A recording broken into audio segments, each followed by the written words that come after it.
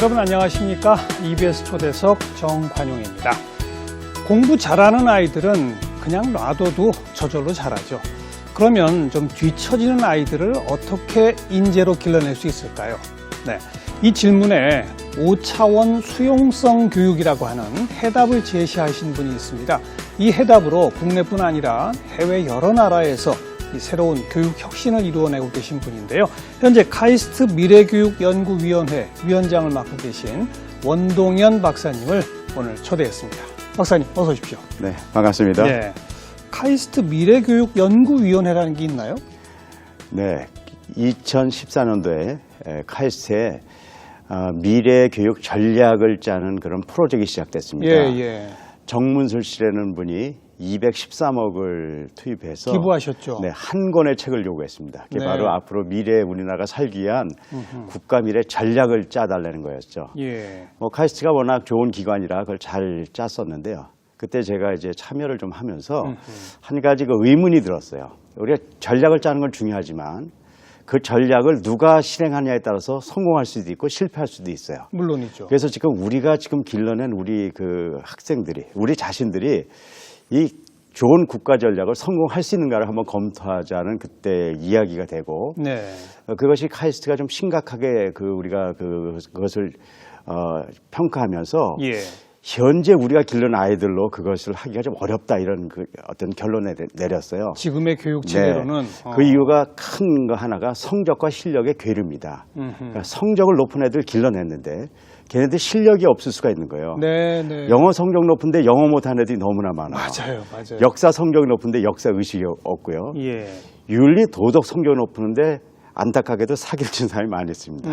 체육 성적이 높은데 건강하지 않고 수학, 과학 성적이 높은데 비성적이고 비논리적인 사람이 너무 많이 길러지는 것이에요. 네, 그냥 시험만 잘 보는 거죠. 그건. 그래서 우리가 어쨌든 성적 높은 엘리트 집단이라고 얘기하는 그 집단이 진정한 실력을 갖지 못한다는 문제들을 발견하고 예. 이 문제를 해결해야지 우리가 미래 시대의 국가를 우리가 다시 이렇게 좀 더 설정해서 성공적으로 나갈 수 있다는 것을 알게 되고 우리가 이것을 만들어낼 수 있는 국가 미래 교육 전략을 짜기로 이제 결정을 하고 위원회를 만든 게 그게 바로 카이스트 미래 교육연구위원회입니다. 언제부터 위원장을 맡게 되셨습니까? 2014년도에 그게 처음 만들 만들었으니까 때부터? 네, 처음에 제가 이제 그걸 만들면서 위원장을 맡게 됐죠. 그래요.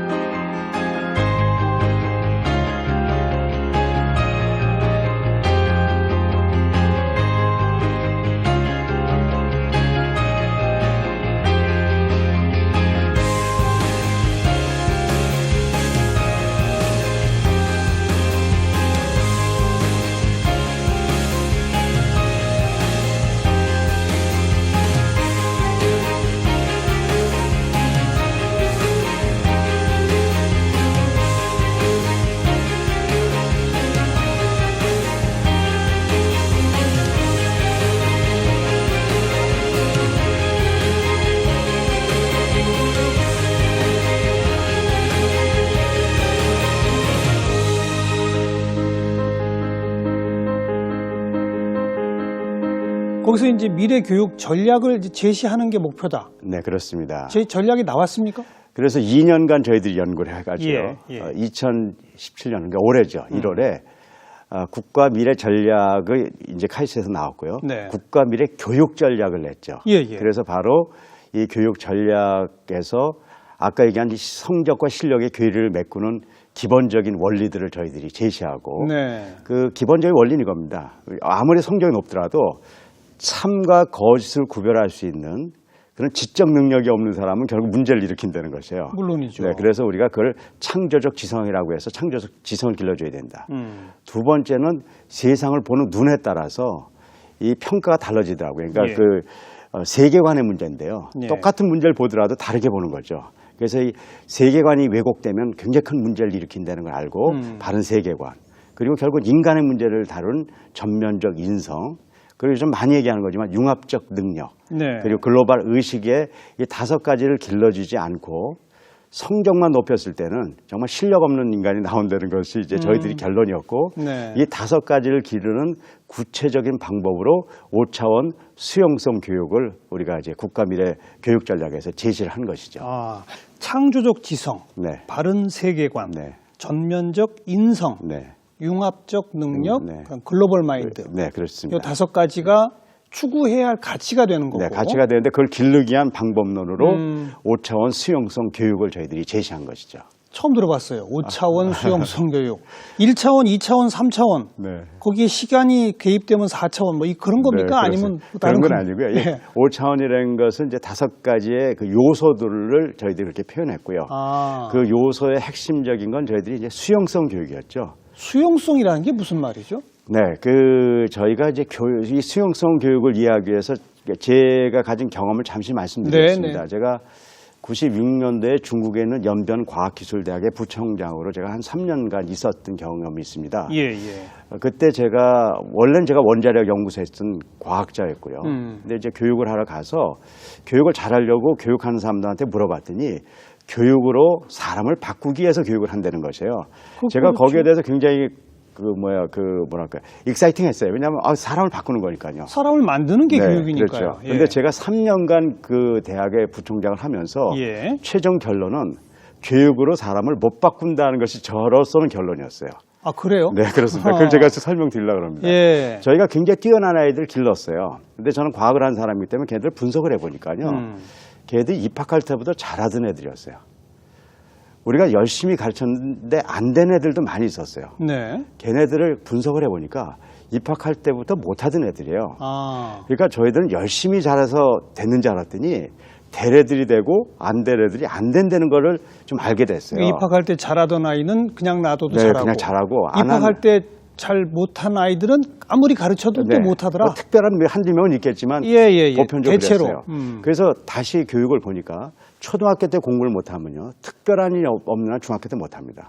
중학교 때 못하면 고등학교, 대학까지 다 대체적으로 못해요. 예. 처음부터 잘하는 애들은 다 잘하죠. 예. 물론 세상은 그렇지 않죠. 잘하는 애들이 못해지는 경우도 있고 못한 애들이 잘해지는 경우도 있어요. 네. 이제 그럼 이제 신문에 나는 거죠. 그 얘기는 그게 보편적이지 않다는 보편적이 거죠. 않은 건데 우리는 그걸 보편적으로 간다는 것이죠. 그래서 걔네들이 왜 그런가를 검토를 해봤어요. 네. 그래 거기서 그 이유를 수용성이라는 걸 알게 됐던 거죠. 뭘 받아들이는 능력? 그렇습니다. 그거- 아무리 좋은 걸 주더라도 아. 그 교육을 받아들이는 애들은 변화가 있는 거고요. 예. 아무리 좋은 걸 주더라도 안 받아들이는 애들은 안 되는 것이에요.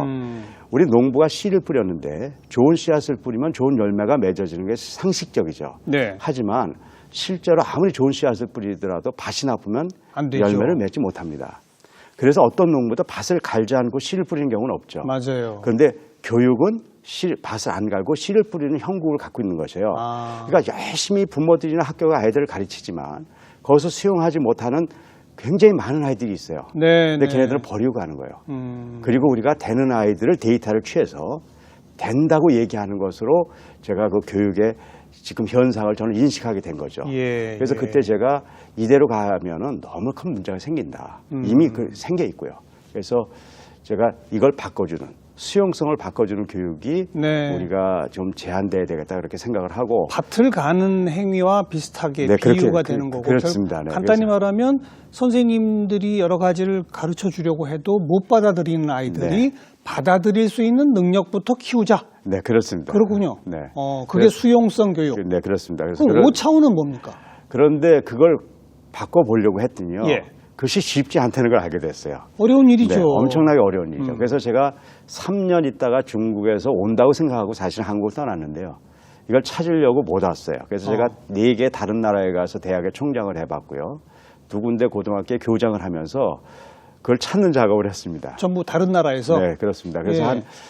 지난 한 20년 경험을 통해서 제가 그 수용성이 왜 망가졌는가부터 이미 이제 좀 분석을 했고요. 예. 그리고 그걸 이제 고치는 방법을 찾았는데 이 5차원이 왜 나왔냐면 그 수용성을 쓰는 이유가 5가지가 있었다는 걸 제가 알게 됐죠. 네. 그래서 이 5차원이라고 이렇게 얘기했고요. 뭡니까? 그게? 네, 첫째, 저도 좀 충격적이었어요. 뭐 다른 문제가 아니라 일단 마음의 틀이 망가지면요. 마음의 틀. 네, 마음의 틀이라는 걸 이렇게 표현하는 거죠. 우리 애들을 가르쳐 보면요. 마음으로 안 된다고 이미 정의하는 애들이 있어요. 난 해봤자 소용없어. 싫어. 이런 애들 있잖아요. 그런 애들은 안 되는 거예요. 네. 그래서 왜 안 되는가를 봤더니 그걸 설명을 못 해요. 저는 이제 나름대로 아까 말씀드린 대로 그냥 전 연구하는 사람이니까 네. 그걸 찾다가 찾았어요. 우리 인간은 뇌가 그렇게 돼 있더라고요. 뇌 변연계라는 시스템이 있는데요. 변연계라 그럽니다. 변연계. 네, 예. 뭐 영어로 림빅 시스템이라 그러는데요. 그거에 정보가 들어오면 먼저 하는 작업이 참과 거짓을 구별해. 이게 맞나 틀리는가. 네. 그러니까 맞다고 생각하는 것만 받아들이고 나머지는 버리죠. 근데 두 번째 시스템이 있어요.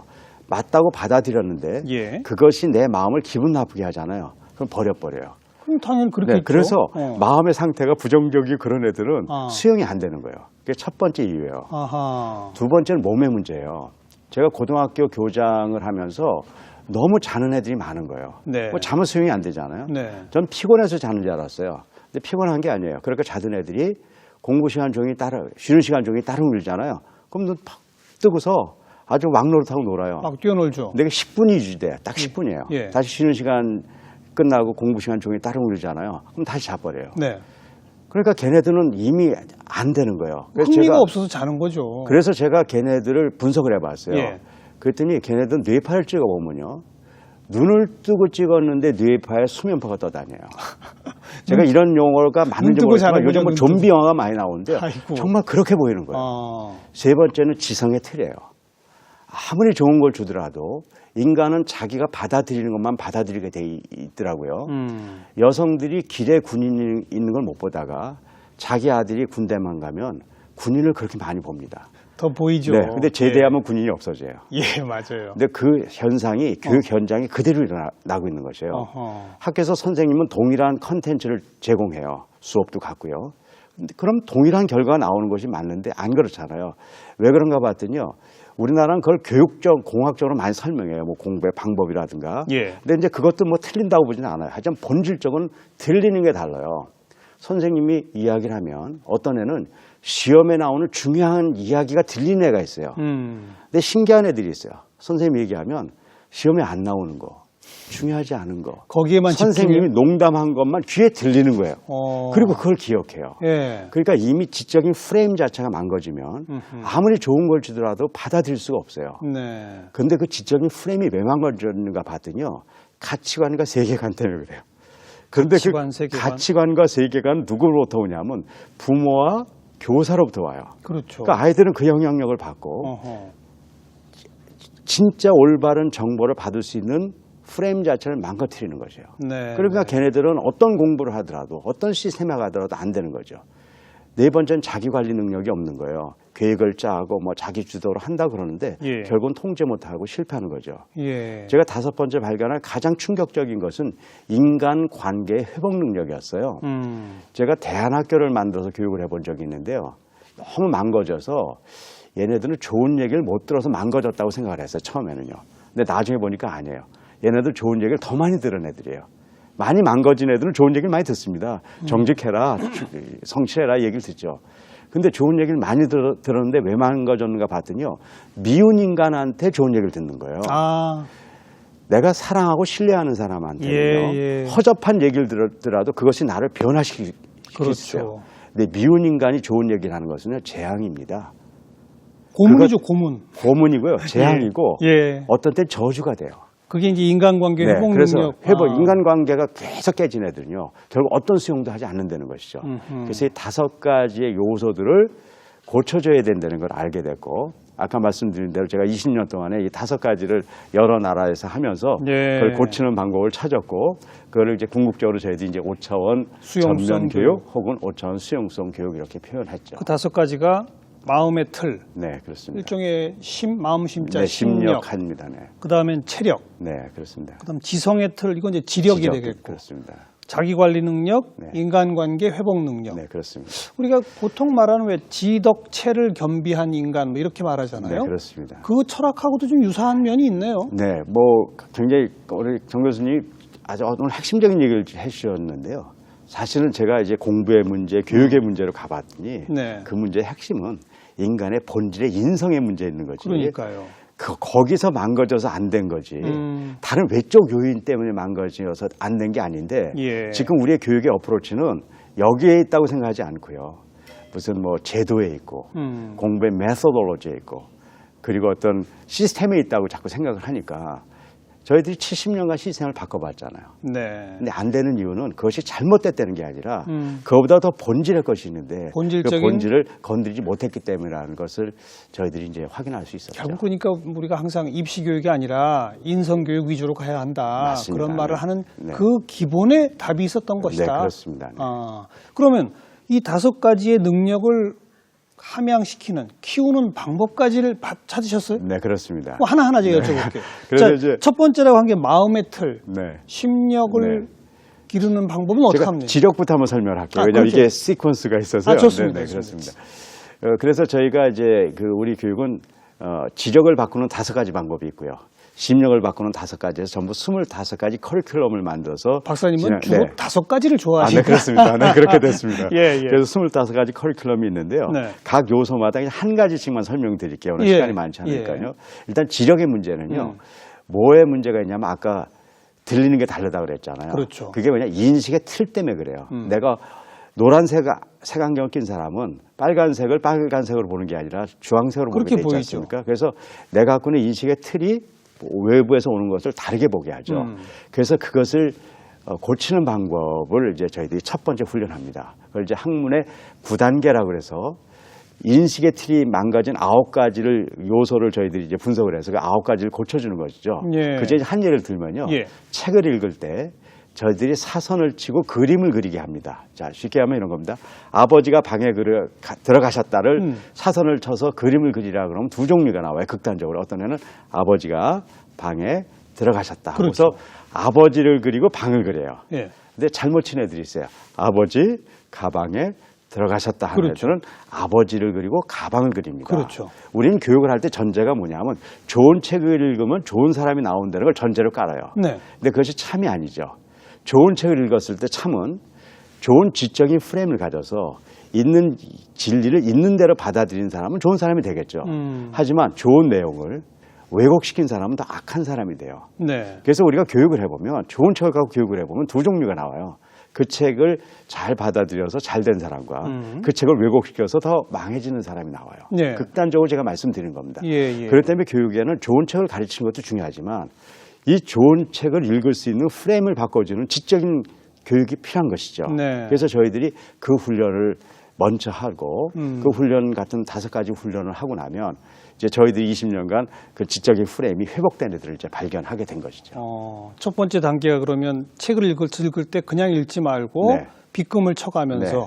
그리고 그 빗금 친 단락단락마다 그림을 그려봐라. 네. 네. 그게 실제로 그렇게 시킵니까? 그렇게 하죠. 저희들은 그렇게 교육을 하고 있죠. 예. 그렇게 그걸 저희들이 이제 지금 이제 방법론으로 설명드린 거고 인식의 틀을 시각화시켜서 그것을 보정하는 과정이라고 보시면 좋을 것 같아요. 네. 그게 이제 지력, 지성의 틀을 바꿔주는 네. 거고. 두 번째는 두 번째 이제 심력이죠. 심력은 저희들이 어떻게 정의하냐면 지식의 내면화라고 정의하고 심력을 합니다. 예. 왜냐하면 좋은 책을 읽어서 많은 진리를 알고 있지만 거짓되게 사는 사람들이 많이 있잖아요. 네. 그게 왜 그러냐면 겉에 지식이 들어오더라도 그것이 내 마음속에 내면화되지 않으면 안 되는 것이죠. 그렇죠. 근데 우리 교육은 거의 겉껍데기 교육이라고 볼 수 있어요. 그러니까 이 내면화까지 갖추지가 않습니다. 그래서 결국은 성적은 높지만 아까 말씀드린 대로 윤리 성적은 높지만 윤리적인 사람이 안 길러지는 것이죠. 그래서 그 그걸 들 내면화를 수 있는- 어떻게 하면- 그걸 한 5가지인데 그중에 하나가 반응력 테스트라는 겁니다. 반응력. 네. 그러니까 예를 들어서 어떤 글을 줬을 때 어떤 반응을 하냐에 따라서 그분의 내면의 상태를 알 수 있죠. 예를 들어서 좋은 얘기를 했는데요. 좋은 얘기를 들었는데 배 아파하는 사람도 있어요. 남이 잘 되면 배 아파하는 사람도 있고요. 예. 남이 막 이렇게 어려운 일을 당하는 글을 읽었어요. 예. 그럼 겉은 아주 슬퍼하는 것 같지만 속으로 회심의 미소를 짓는 사람도 많이 있습니다. 그것이 우리의 모습이에요, 사실은. 그렇죠, 네. 그렇죠. 그 모습들이 결국은 우리의 삶을 결정짓기 때문에 그런 글을 읽고 반응하게 하는 시스템들을 우리가 계속 훈련해보면 일종의 공감 능력, 그렇습니다. 공감 능력 네, 함양. 저희들이, 네, 그렇습니다. 그리고 그걸 저희들이 이제 묵상이라는 이름으로 이제 우리가 생각을 하고 예. 읽고 생각하면 그 사람이 어떻게 반응했는가를 알 수 있죠. 그래서 저희들이 초중고부터 이걸 해보잖아요. 한 1, 2년 정도 하면 아이들이 반응을 제대로 했을 때 지식의 내면화 현상이 일어나기 시작합니다. 네. 이제 그게 이제 심리학의 프로그램 중에 하나죠. 그냥 무조건 좋은 글을 읽어라가 아니라 읽고 생각하고 그렇습니다. 뭘 네. 느꼈느냐 네. 반응해봐라 네. 이렇게까지 유도하는 학습법. 거기까지 가서 그걸 교정해 주는 데까지 가야죠. 교정까지. 네, 거기 가야죠. 그게 이제 심력 훈련이라고 할 수 있죠. 지력, 심력. 이제 세 번째. 체력은 이제 건강함보다는요, 실행 능력이라고 할 수 있죠. 사람들이 공부는 많이 했지만 실행하지 못하는 사람들이 굉장히 많이 있죠. 그 이유가 네. 뭐냐면 첫째, 내면화가 안 됐으니까 실행이 안 되는 거고요. 그런데 내면화돼도 생각을 많이 하고 실행 안 하는 사람도 있습니다. 이제 그 이유가 이제 체력이라고 볼 수 있는데요. 체력이라는 건 단순히 몸의 문제를 얘기하는 것이 아니라 실행하지 못하는 이유는 두 가지입니다. 하나는 예. 게으르든지 예. 아니면 탐욕 때문에 다른 걸 하는 것이죠. 예. 그래서 우리가 뭐 윤리적인 탐욕과 게으름의 문제가 아니라 이 훈련들을 통해서 저희들이 매일 한 5분 정도는 아주 규칙적인 우리가 체력 훈련을 해요. 근데 그것이 몸을 건강하게 해주지만 게으름에 대한 척도를 바라볼 수 있고요. 그동안에 이제 우리가 어떤 탐욕에 대한 문제들을 좀 다뤄볼 그럼 수가 일반적인 있어요. 체육 수업하고 다른 겁니까? 그렇죠. 같은 체육을 하더라도요. 저도 이제 우리가 체육을 해봤잖아요. 그러니까 몸으로만 뛰는 체육은 체육이라고 볼 수가 없어요. 사실은요, 체육을 잘못하면 몸을 더 버립니다. 어허. 건강하지 못한 애들을 어떤 기준을 두고 시키잖아요. 그럼 몸에 무리가 돼서 훨씬 더 나빠집니다. 예. 그리고 우리 뭐 옛날 축구한다고 뛰다가 다리도 많이 부러져 보기도 하고요. 그렇죠. 그래서 몸을 뛴다는 것이 나쁘다는 것이 아니라 예. 그 몸을 통해서 우리가 얻으려는 근본적인 목표들. 그래서 체력이라는 것은 심력과 지력과 연결되어 있을 때 그것이 체력이 의미를 갖는 것이지 그냥 몸만 뛴다는 것은 뭐 어떻게 보면 동물 뛰는 거나 마찬가지죠. 그래서 기존 체육 수업에 뭔가 생각하는 걸 집어넣는 겁니까? 그렇습니다. 네, 그렇게 보실 수 있죠. 아, 네. 그런 체육 또 새롭게 고안된 체육 수업이군요. 그렇습니다. 저희들이 이제 20년간 그걸 고안해서 예. 이제 체력 프로그램으로 만들어져 있죠. 그리고 자기 관리 능력은 어떻게 네, 함양합니까? 자기 관리 능력은 일반적으로 지금 현재 현대 사회 자기 관리 능력은 시간을 잘 쪼개서 24시간을 잘 쓰자는 거. 효율적으로 관리하는. 쓰자는 것인데 저희는 그것을 조금 좀 반대로 생각하고 있습니다. 어떻게 해요? 왜냐하면요. 진짜 살아보니까 저도 그렇게 살아봤는데요. 열심히 시간 따져가지고 열심히 살았다고 그래서 다 성공하냐면 절대 그렇지 않아요. 네. 공부 못한 애들이 공부를 안 해서 못하는 애들도 있지만 수많은 애들이 정말 시간표 짜가지고 새벽부터 밤까지 열심히 했는데 안 된 애들이 많죠. 대부분입니다. 하루 종일 네. 책상에 앉아있는 있는데 안 되는 아이들. 그래서 네. 자기 관리를 그런 효율적인 시간 관리로 바라본다는 것이 상당히 문제가 있다는 걸 알게 됐어요. 그래서 그 문제가 아니라 시간에 내 에너지를 어떻게 분포하느냐가 핵심적이라는 걸 알게 됐어요. 집중하는 거. 집중보다 어떤 거에 웨이트를 두냐는 거죠. 예를 들면 무게를 두느냐? 네. 예를 들면은 우리는 공부를 10시간을 한다고 생각하죠. 근데 우리 이제 오천 수용성 교육에 오면 공부 10시간 하는 아이들을 일단은 9시간만 하는 거로 정의하고 받아들여요. 그러니까 공부를 1시간 줄여야 돼요. 그걸 동의하지 않으면 저희 교육을 안 시킵니다. 네. 그럼 1시간을 더 중요한 걸 하자는 거예요. 그래서 지금 이런 수용성을 교육해요. 그러면 10시간을 공부만 하는 아이들하고 우리는 9시간밖에 공부를 안 시켜요. 그런데 이런 지금 문제들을 해결하는 거예요. 마음의 문제도 해결하고 지적인 프레임도 바꾸고 미워하는 인간도 좀 바꿔보고 그러잖아요. 그럼 1년이 지나면 좋은 뜻에서 부작용이 일어나요. 저희는 공부도 덜 했잖아요. 그리고 인간 교육했잖아요. 네. 근데 성적은 훨씬 더 올라가요. 뭐 우리가 상상할 정도 올라가요. 그래서 제가 그걸 부작용이라고 얘기하는 거예요. 왜 그게 부작용입니까? 네. 좋은 작용. 그건 잘 모르겠어요. 왜냐하면 이걸 좋은 작용으로 하면 또 사람들은 저희는 인간 교육을 지금 해야 된다고 얘기하는데 이게 그거의 방법론이라고 생각할 가능성이 있기 때문에 제가 그렇게 표현하는데요. 그 이유는 아주 너무 단순해요. 어떤 나무꾼이 나무를 하러 가는데 10시간 계속 도끼질을 해서 나무를 패는 것보다요.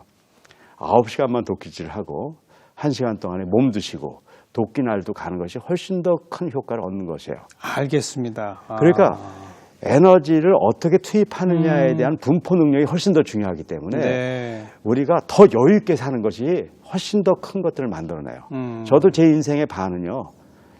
그냥 옛날 아는 대로 살았어요. 죽고 살기로 살았어요. 예. 그런데 그 30년, 40년 하고 제가 이후에 이걸 인식하고 이렇게 사는 거 하거든요. 저는 훨씬 더 많은 것을 지금 얻었다고 생각해요. 네. 그래서 이 자기관리 능력은 이제 그런 훈련들을 주로 하고 있죠. 에너지의 분포 능력에 대한 훈련들을 주로 하죠. 에너지의 분포. 네. 마지막 인간관계 회복 능력 키우기. 네. 이건 어떻게 합니까? 왜냐하면 인간을 미워하면 일단은 인생은 망하는 거더라고요. 인간관계가 일단 아무리 성경 높더라도요. 뭐 제 친구들도 뭐 성경 높고 공부 잘했다는 친구들 많이 있지만 예. 그중에 성공한 사람은 전부 인간관계에서 성공한 사람이에요. 아무리 성경 높고 지금 엘리트 집단이라고 해서 뭐 최고의 지금 자리에 간 사람인데요. 인간관계 실패한 사람들은요. 겉만 행복한 것 같죠. 뭐 우리가 다 속을 알잖아요. 진짜 비참한 인생을 살고 있어요. 그래서 인간관계의 회복 능력이 중요하다는 건 다 인식을 하는데요. 어떻게 키워줘요? 그 방법의 네. 핵심은 나부터 시작해야 된다는 거예요. 나부터? 왜냐하면 남들의 관계는 나를 잘못 보고 나를 미워하기 때문에 인간관계가 안 되는 거지 이미 자신에 대한 문제를 회복하면 자기 스스로 자기를 네. 미워해서 그런 거다? 그렇습니다. 그래서 저희들은 이제 교육을 할 때 뭐냐면 좋은 관계를 맺는 훈련하는 게 아니라 예. 내가 갖고 있는 내 문제점들을 해결하는 것들을 다 찾죠. 그래서 나의 문제점이 뭔가를 찾고 이제 그런 여러 가지 좋은 방법들이 있습니다. 특별히 저희들은 이제 독서 치료를 많이 사용하는데요. 독서를 통해서 내가 어떤 사람인가를 알고 그냥 남에게 상담 받는 것도 중요하지만 그건 좀 어려움이 있어요. 예. 그래서 스스로 할 수 있는 자기 상담 능력을 통해서 자기를 개발하는 훈련들을 했죠. 이렇게 하면 시간을 굉장히 낭비하는 거죠. 그렇죠? 일반적으로 교육에서는요. 하지만 저희가 한 20년간 본 것은 그 인간의 그 문제가 네, 아까 말씀하신 대로 훨씬 탁월한 인간들이 나오는 걸 저희들이 이제 발견하게 됐다는 것이죠. 그래서 이 방법을 우리가 예. 21세기 우리 미래 우리 인재들을 기르는 메소돌로지의 가장 핵심으로 쓰자 하는 것이 우리 위원회의 이제 주장이죠. 그 5가지 말씀을 하나하나 들어보니까 그냥 퍼뜩 떠오르는 방법과 조금씩은 다른데 네. 예컨대 인간관계 회복 능력 그러면 자꾸 사람들을 더 만나게 하는 건 줄 알았더니 네. 그게 아니라 자기를 들여다보게 한다. 그러니까 뭔가 이렇게 초점을 좀 달리해서 네, 그렇습니다. 네. 인간관계가 망가지는 이유는 나한테 있다. 나를 들여다보면 인간관계가 좋아진다. 뭐 이런 식으로 그렇습니다. 그런 네. 거로군요. 네.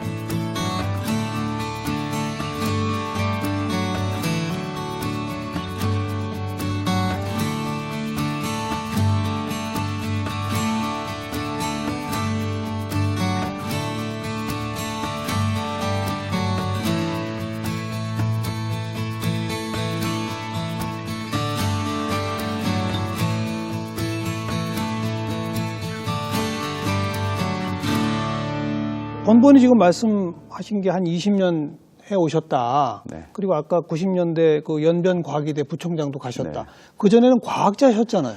네, 뭐 제가 옛날에 한국에 있을 땐 그래도 유명한 과학자였습니다. 예. 뭐 제 분야에 나름대로 좀 열심히 했고요. 논문도 한 100여 편 이상 제가 썼고. 어느 분야 하셨죠? 저는 원자력 연구소에 있었고요. 예. 거기서 초전도체라는 신물질을 개발했고요. 초전도체. 네, 그리고 들어도 무슨 말인지 잘 모르겠어요. 요즘 이제 가장 핫 이슈가 되는 거죠. 그 초전도체를 이용하면 이제 자기 부상 열차도 만드는 거고, 그런 거. 신에너지를 만들 수 있고요. 또 이제 그러면서 저희가 원자력 그 핵연료를 국산화한 저희 1세대들입니다. 저희도 네. 이제 있을 때 그 핵연료를 국산화했죠. 그래서 예. 그 당시에 정말 열심히 이렇게 과학자로 살고 전 또 그 길로 가는 줄 알았는데 지금 보니까 공학 박사시잖아요. 네, 그렇습니다. 네. 그죠? 재료공학 박사입니다. 근데 그런 연변에 있는 과학기술대학에 가신 것까지는 이해가 돼요. 네. 과학자셨으니까. 그러다가 어떻게 갑자기 이렇게 일종의 교육 철학자가 되신 네. 겁니까? 거기에는 아까 얘기대로 그냥 그 뭐라고 했지만 뭐 제 개인적인 이유도 있습니다. 어떤 거예요? 왜냐하면 제가 이제 자식을 기르면서 예. 아이들한테 상처를 많이 줬었던 것 같아요. 왜냐하면 제가 이렇게 뭐 바쁘게 살다 보니까 아이들의 고통을 잘 몰랐었던 것 같아요. 아이가 어렸을 때 이렇게 대화를 나눈 중에 아이가 그냥 지나가는 말로 그러더라고요. 난 이 다음에 아빠처럼 그렇게 되고 싶은 마음이 없어요. 네. 내 꿈은 아빠 같은 사람이 안 되는 거예요. 그렇게 얘기하더라고요. 전 처음에 그냥 지나가는데 그게 굉장히 좀 충격적이었어요. 충격이겠죠. 저는 그 당시 제가 뭐 괜찮다고 네. 생각했는데 네. 우리 아이가 아빠처럼 안 된다. 나 같은 사람 안 된다. 그래서 나 같은 사람이 뭔가를 바라봤어요. 네. 그랬더니 뭐 나름대로 성공적인 삶을 살고 있었던 건 사실이에요. 하지만 내가 성공적으로 살기 위해서 내 아이가 얼마나 아픈지를 몰랐어요. 우리 아이들 뭐 공부를 못했던 적은 아니에요. 그냥 우리 대덕연구단지에서 잘하고 있었는데 개인적으로의 아픔도 있고 또 우리 교육의 시스템이라는 게 너무나 아이들한테 많은 그 스트레스를 주잖아요. 과도한 경쟁 네. 이런 거. 근데 뭐 저 잘났다고 저 하느라고 그런 것들을 못했다는 걸 제가 그때 굉장히 좀 충격적으로 받아들였어요. 그리고 오히려 그 아이한테 더 열심히 해, 더 열심히 해 막 그러시지 않았어요? 그렇겠죠. 뭐 기억도 안 나지만 제가 그랬을 것 같아요. 예, 그래서 예. 제가 그때 그걸 보면서 인간을 그렇게 기르면 안 되는 거라는 것은 인식을 했지만 그걸 잘 몰랐으니까 예, 예. 그때 뭐 전 연구밖에 하는 거 없으니까 그때 좀 한 1년 정도 얘를 어떻게 해야 되는가를 해가지고 책을 한 권 냈어요. 근데 그 책이 3개월 만에 10만 부가 나갔으면 많이 나간 건가요? 많이 나간 그 당시 거죠. 최고의 베스트셀러였습니다. 제 어떤- 이름을 냈어요.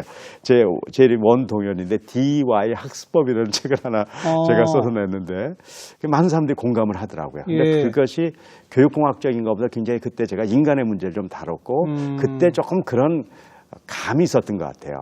근데 이제 그런 그 감이 있었을 때 제가 중국 가서 아까 말씀드린 대로 그 수용성이라는 개념들을 이해하면서 그 다 대학에서 여러 가지 실험을 해보니까 네, 그렇죠. 네. 입증이 그러면서 되고. 제가 어떻게 보면 교육으로 이렇게 돌 수밖에 없는 네. 그런 게 운명이 됐었던 것 같아요. 그뿐 아니라 보면 몽골에서도 네, 뭐 라오스에서도 네. 탄자니아에서도 네. 어떻게 그렇게 여러 나라의 교육에 참여하시게 되셨어요? 그 이유가 있었는데요. 제가 이제 이 교육을 아까 설명한 걸 이렇게 구조화는 하고 나서요. 실험을 해보고 싶었어요. 왜냐하면 이론적으로는 제가 동의가 되는데 예. 정말 그런가 일어날 걸 실험을 해보려고 그랬어요.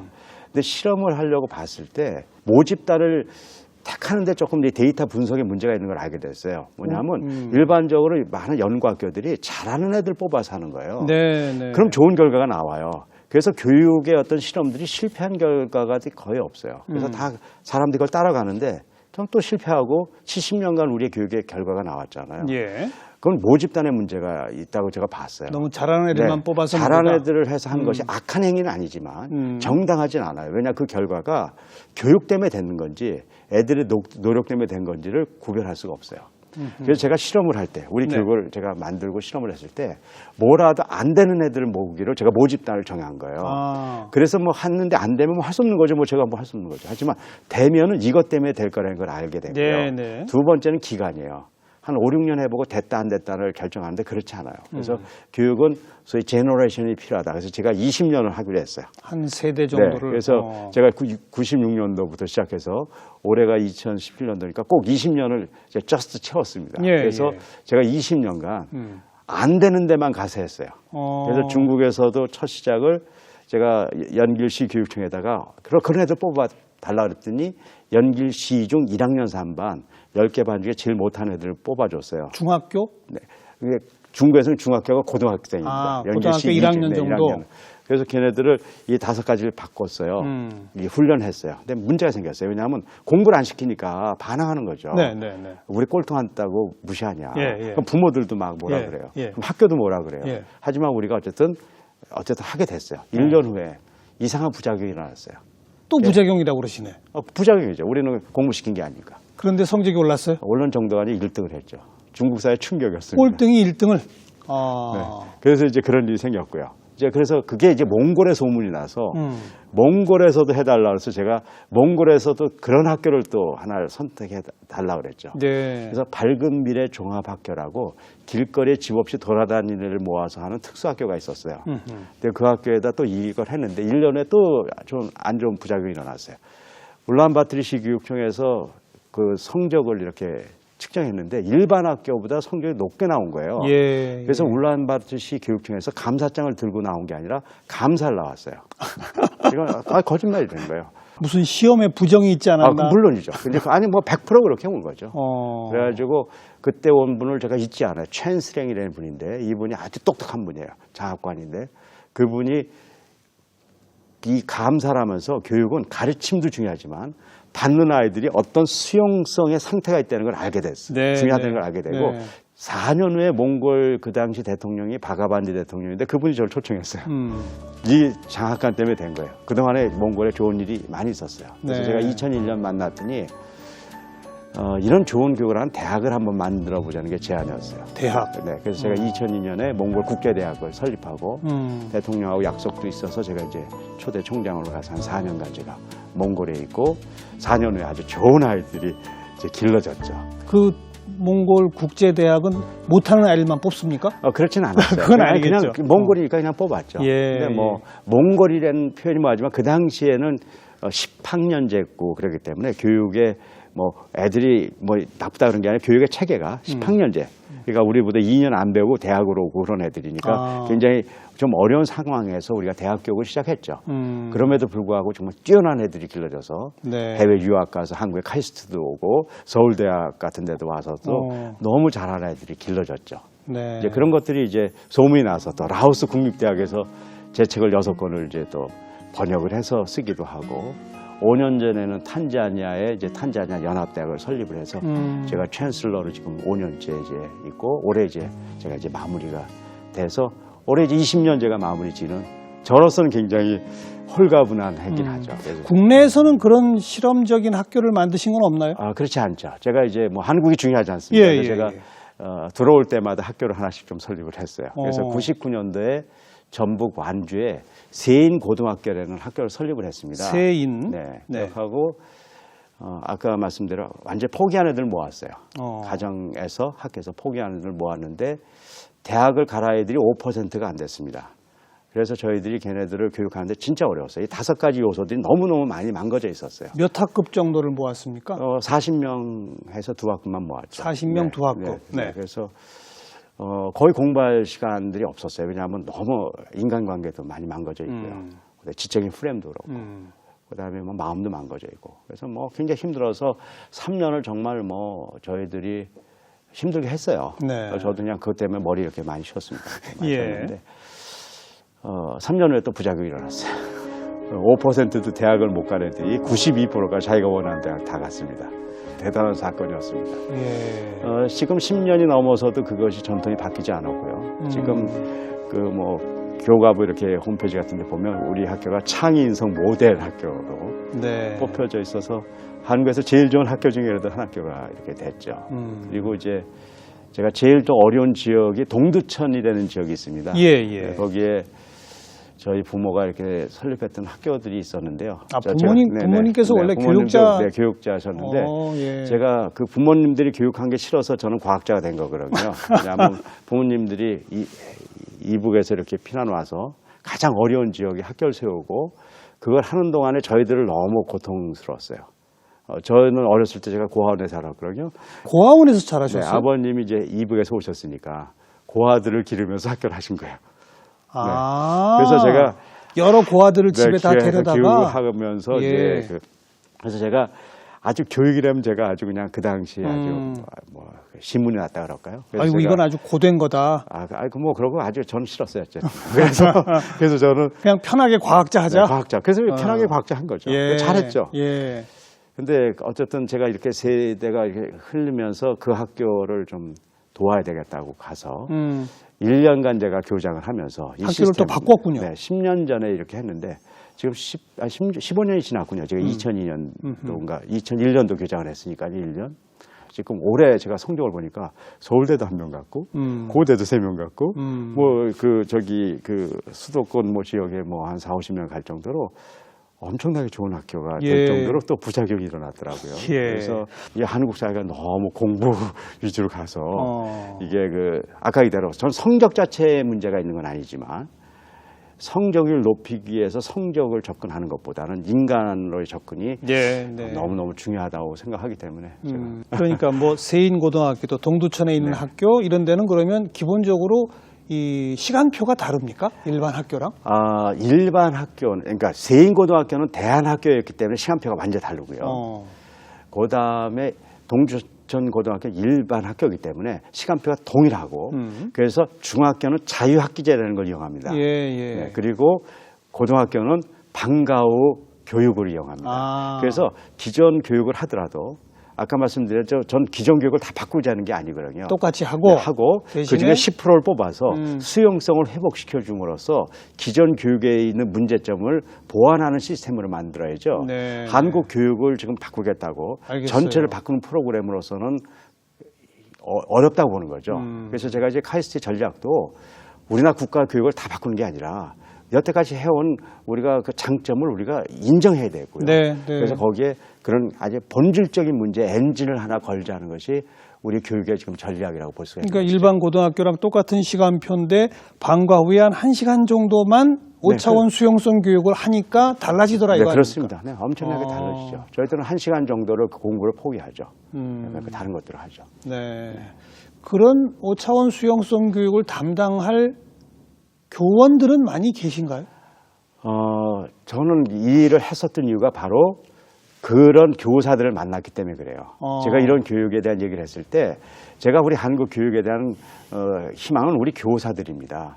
이것을 하겠다는 교사들이 나오기 시작했어요. 네. 그래서 제가 한 2년 전부터 교원 연수 프로그램을 이렇게 열었어요. 그걸 해야죠. 네, 30시간, 60시간을 하는데 교사들이 참석을 하더라고요. 그래서 지금까지 14,000명의 교육을 받았습니다. 아이고, 그리고 그중에 한 100여 개의 연구학교가 있었고요. 네. 그러니까 제가 여기까지 온 데는 제 노력이 아니고요.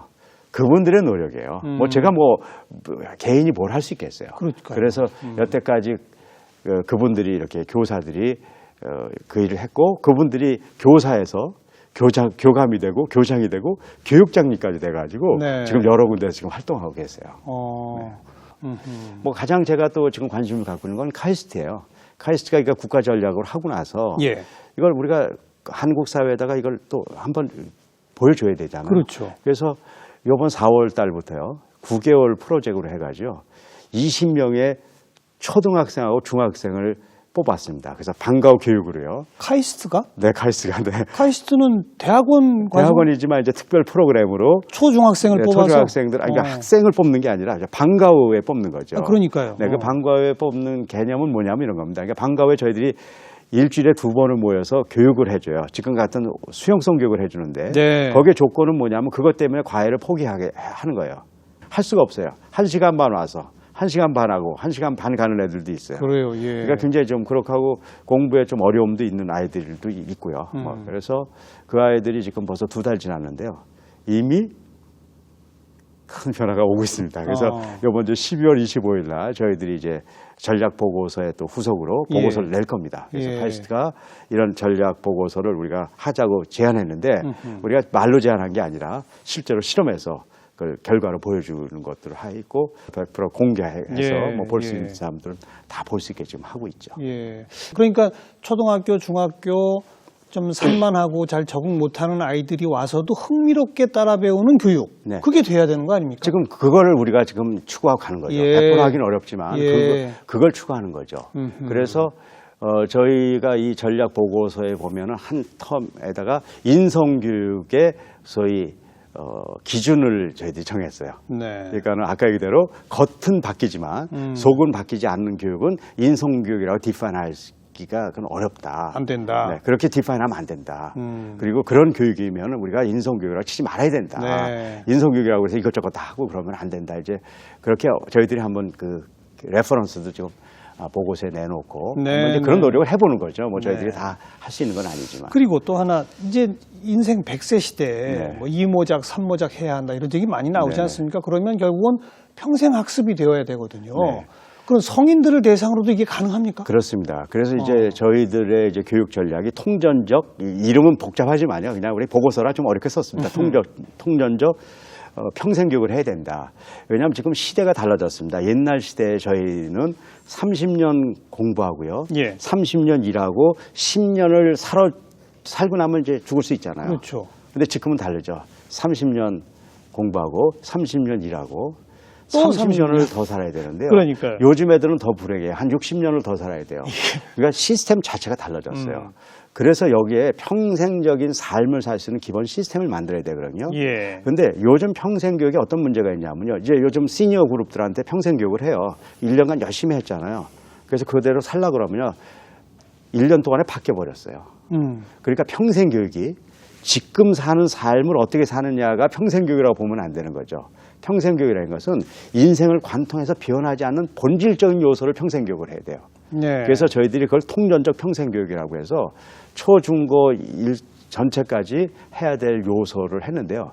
저희들이 뭐 도깨비 방망이처럼 얘기하는 게 아니고요. 결국은 이 평생 교육의 핵심을 보니까 어느 시대건 이 5가지의 수용성을 갖추고 있는 사람은 결국은 그걸 생겨내갈 수 있는 힘이 생기는 거죠. 예, 예. 그래서 저희가 미래를 바라봤을 때 미래의 어떤 많은 요소들보다 이런 인간의 본질을 다루는 것이 훨씬 더 낫다고 해서 저희들이 이것을 미래 교육 전략으로 우리가 지금 제시하고 있는 것이죠. 네.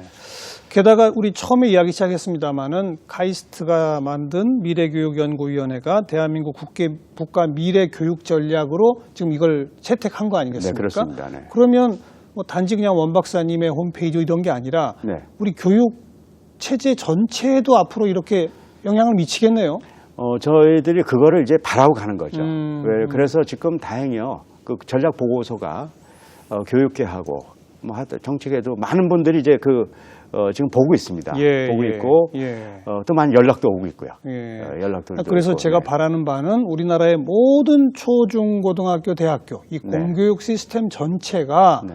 그와 같은 5차원 수용성 교육이라는 것을 좀 조금씩 활용했으면 네. 한 그런 생각이 들어서요. 네, 저희들도 그것 때문에 저희가 카이스트하고 같이 이렇게 하게 된 이유가 제 개인적으로 했던 어떤 경험을 나누는 것이 아니라 어쨌든 공적인 기관에서 그렇게 우리가 같이 얘기하고 처음부터 우리가 다 할 수는 없지만 한 학교, 두 학교 이렇게 가면 저는 올해 목표가 한 100개 학교를 지금 올해 하고요. 네. 그렇게 하고 그 다음에 200개, 300개 해서 저는 상징적으로 우리나라 학교가 많습니다. 그중에 한 1000개 학교만, 네. 1000개 학교만 인간 중심의 교육이 얼마나 대단한 것인가에 대한 경험을 하면 한국 사회가 그걸로 변할 수 있는 거고요.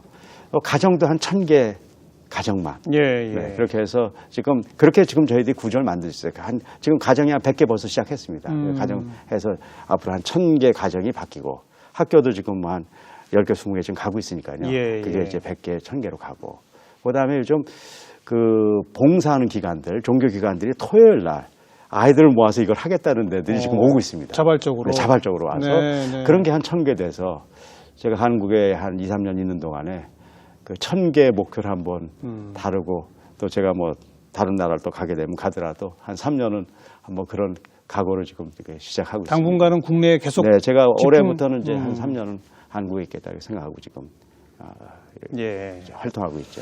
그러면 이제 전국 도처에서 박사님이 말씀하시는 부작용이 속출하겠군요. 네, 좀 그런 일이 좀 생겼으면 좋겠어요. 왜냐하면 인간의 문제를 먼저 바라봤으면 좋겠어요. 왜냐하면 예, 4차 산업혁명에 뭐 이미 그 결과 나와 있지만 지금 우리가 목숨을 걸고 공부하는 것 중에 네. 85%는 그걸 배워봤자 써먹을 데가 인공지능의 없어요. 노예가 된 정도의 수준이 되고 15%가 산다는 건데요. 예. 그 15% 핵심을 보니까요. 전부 인간의 문제거든요. 그래서 인간의 문제를 강화하는 것이 4차 산업혁명을 바라보고 인공지능, 빅데이터 뭐 그런 걸로 얘기하는 미래 시대에 진정한 인재를 기르는 방법이 아닌가 맞습니다. 이렇게 고민하고 있죠. 네. 마지막 질문인데요. 저는 답을 이미 들은 것 같아요. 그렇습니까? 뭐냐면 이렇게 인간 중심의 교육을 하니까 공부 시간을 오히려 줄여도 네. 부작용으로 네. 성적이 올라가더라. 네. 그 말씀하셨잖아요. 네, 그렇습니다. 네. 성적이 올라갈 뿐 아니라 네. 아이들의 행복도도 높아지지 않나요? 너무 높아지죠. 당연한 네, 얘기죠. 저희 그 세인고등학교 졸업생들이 벌써 이제 10년이 지났으니까 졸업생들이요. 너무너무 행복하게 살아요. 지금 우리 학교 제가 이렇게 세운 이제 그 대안학교들이 몇 군데 있는데요. 예. 초중학교도 있고 그런데요. 예. 애들이 너무너무 행복해요. 그리고 공부 시간을요. 훨씬 줄여도 돼요. 훨씬 줄여도 지금 하는 공부 같은 걸 다 커버하는 게 현실적으로 가능해요. 그렇죠. 억지로 싫은데 강제로 공부를 막 머릿속에 집어넣는다고 그렇게 들어가겠습니까? 그렇습니다. 네. 안 들어가죠. 네. 불행하기만 하고. 자, 뭐 앞으로 당분간 국내 활동 집중하셔서 1000개의 기적들을 만들어 보시겠다 했는데 저는 더 좀 오래 계시고 우리 국가 교육의 전체 틀을 좀 바꾸는 그런 큰 역할 해주시길 부탁드리겠습니다. 감사합니다. 오늘 나와주셔서 고맙습니다. 네, 감사합니다. 네. 네, 인간 중심의 인성교육 이걸 먼저 했더니 성적이 올라가더라 뿐 아니라 아이들이 행복해 하더라. 그러면 안 할 이유가 없는 거 아니겠습니까? 오늘 여기서 마치겠습니다. 다음 주 다시 뵙죠. 안녕히 계십시오.